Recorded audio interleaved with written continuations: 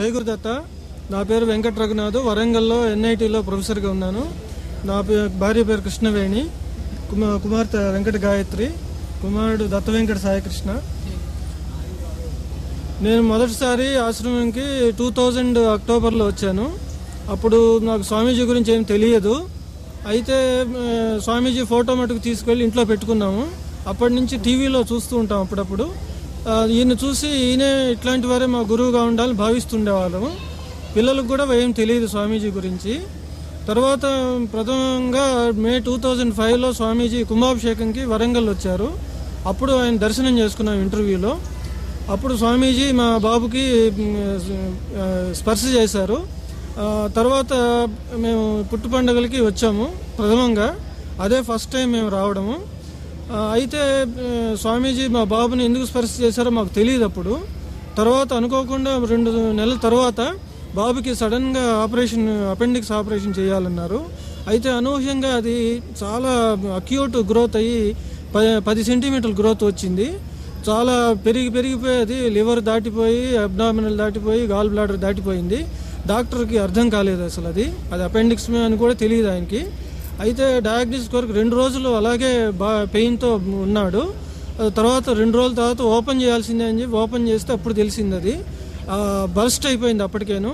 So burst అయిపోయిన తర్వాత operation చేసిన తర్వాత బతకడం అనేది చాలా రేర్ అని చెప్పి తర్వాత డాక్టర్ చెప్పారు.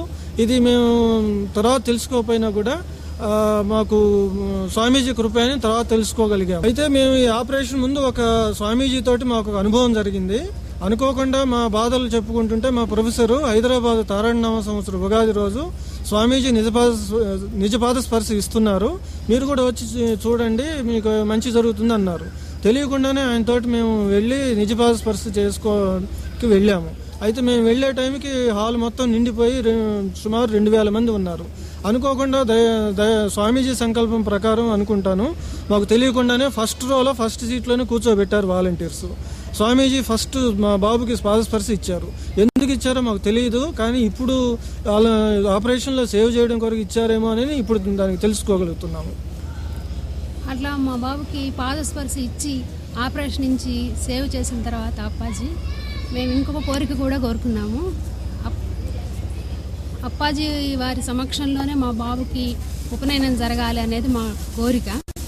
చాలా ప్రార్థన చేసుకుంటూ ఉన్నాము దాని గురించి.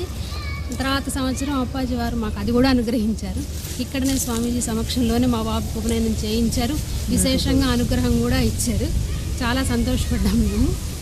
తర్వాత నేను కూడా స్వామీజీ వారిని మొదట గణపతి రూపంగా భావిస్తూ ఉన్నాను. తర్వాత శ్రీమాతగా భావిస్తూ శ్రీచక్రం స్వామీజీ రూపమనే మనసులో సంకల్పం అనుకుంటూ ఉండేదాన్ని. దానికి తగినట్లుగానే అప్పాజీ వారు ఒకసారి నేను అనుకోకుండా, నాకు తెలియకుండానే శ్రీచక్ర పూజలో ఒక శ్రీచక్రాన్ని ప్రసాదించారు. తర్వాత ఎందుకు ఈ శ్రీచక్రం ఇలా ఇచ్చారా, దీనిలో అంతరార్థం, ఎలా పూజ చేయాలో నాకేమీ తెలియదు. తర్వాత అప్పాజీ వాయిస్ వినిపించింది నాకు ఒకసారి, నువ్వు అర్ధనారీశ్వర స్తోత్రం చెయ్యి, నీకు బాగుంటుంది అని వాయిస్ వినిపించింది నిద్రలోనే. అప్పటి నుంచి అప్పాజీ వారిని అర్ధనారీశ్వరంగా, అంటే శివశక్తి స్వరూపంగానే మనసులో భావించుకుంటూ శ్రీచక్రార్చన రోజు కుంకుమార్చన చేసుకుంటూ ఉండేదాన్ని.